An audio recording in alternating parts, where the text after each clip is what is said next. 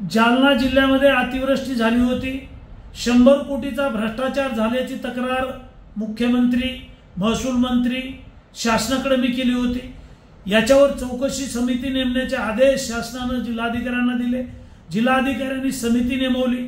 आंबडचे तहसीलदार, घनसावंगीचे तहसीलदार, 26 तलाठी, 31 ग्रामसेवक, 17 कृषी सहाय्यक, एकूण 76 लोकांवरती कारवाई झालेली आहे किंवा 76 लोक दोषी सापडलेले आहेत।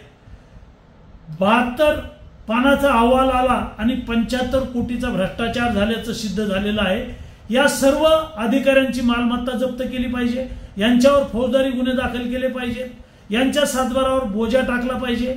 विधानसभेमध्ये आम्ही 5 आमदार हा विषय लावून धरणार आहोत आणि कारवाई चालू राहील आणि जोपर्यंत गुन्हे दाखल होत नाही, कारवाई होत नाही, हे 75 कोटी वसूल होत नाही, तोपर्यंत आमचा लढा चालू राहील।